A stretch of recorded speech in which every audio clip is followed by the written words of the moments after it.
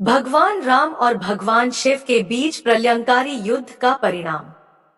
रामायण के उत्तरार्ध में एक अद्भुत घटना घटित होती है, जब भगवान श्री राम और भगवान शिव महादेव के बीच एक भयंकर युद्ध होता है। यह युद्ध किसी सामान्य कारण से नहीं हुआ, बल्कि इसके पीछे एक गहरी पौराणिक कथा है। कथा की शुरुआत श्री राम के अश्वमेध यज्ञ के दौरान, जब यज्ञ का घोड़ा शत्रुघ्न के नेतृत्व में विभिन्न प्रदेशों में घूम रहा था, वह राजा वीरमणि के राज्य में पहुंचा। राजा वीरमणि, जो श्रीराम और महादेव के अनन्य भक्त थे, ने अश्व को बंदी बना लिया और शत्रुघ्न को युद्ध की चुनौती दी। वीरमणि के पुत्र रुक्मांगद ने घोड़ा पकड़कर अयोध्या की सेना से युद्ध की पेशकश की।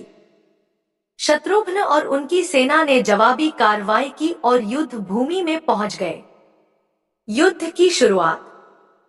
युद्ध में शत्रुघ्न, हनुमान, पुष्कल और वीरमणि के बेटे रुक्मांगद और शुभांगद के बीच घमासान लड़ाई छिड़ गई। कई वीर योद्धाओं के बीच कड़ा संघर्ष हो रहा था। हालांकि महादेव के भक्त वीरमणि की सेना ने आशीर्वाद स्वरूप महाकाल से रक्षा प्राप्त की थी। युद्ध के दौरान महादेव ने अपने भक्त की रक्षा के लिए वीरभद्र, नंदी और अन्य शिवगणों को भेज दिया। यह दृश्य इतने भयंकर थे कि अयोध्या की सेना में खौफ फैल गया। महादेव की सेना और श्रीराम का आगमन। महादेव के अनुचर युद्ध में उतरने के बाद युद्ध का स्वरूप और भी भयंकर हो गया। हनुमान, शत्रुघ्न और पुष्कल सहित सभी सैनिक महादेव के शक्ति से संघर्ष कर रहे थे, लेकिन उनके लिए शिवगणों को हराना असंभव था। तभी श्रीराम ने अपने भक्तों की पुकार सुनी और लक्ष्मण, भरत के साथ युद्ध स्थल पर पहुंचे।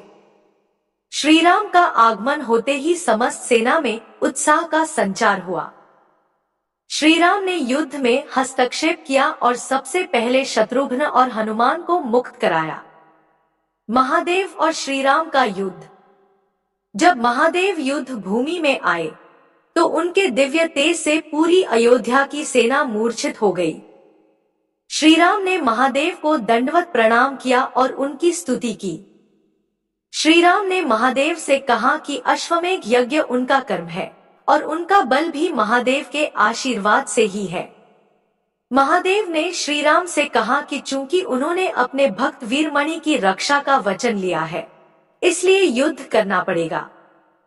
प्रलयंकारी युद्ध और शांति। श्रीराम ने महादेव से कहा कि उन्होंने जो पाशुपतास्त्र प्राप्त किया है, वह त्रिलोक में किसी भी प्राणी को पराजित किए बिना नहीं रुकता। यह अस्त्र उन्होंने महादेव पर चलाया, जिससे महादेव संतुष्ट हो गए। महादेव ने श्रीराम से कहा कि उन्होंने युद्ध में उन्हें संतुष्ट किया है और जो इच्छा हो मांग ले। श्रीराम ने कहा कि युद्ध में कई वीर गति को प्राप्त हो गए हैं, उनमें से विशेष रूप से पुष्कल को जीवन दान दिया जाए।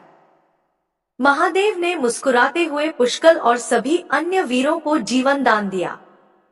युद्ध का समापन। महादेव की कृपा से युद्ध समाप्त हुआ और राजा वीरमणि ने यज्ञ का घोड़ा श्रीराम को लौटाया।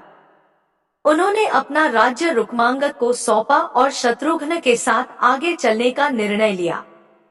इस प्रकार युद्ध के बाद महादेव और श्रीराम दोनों के बीच की जटिल स्थिति को हल किया गया और शांति स्थापित हुई। निष्कर्ष। यह युद्ध महादेव के भक्तों की रक्षा के लिए हुआ था, लेकिन अंत में श्रीराम की विनम्रता और महादेव के आशीर्वाद से इसका शांतिपूर्ण समाधान हुआ। भगवान शिव ने श्रीराम के पराक्रम को स्वीकारते हुए उन्हें जीवन दान देने का वचन दिया और इस प्रकार युद्ध का समापन हुआ।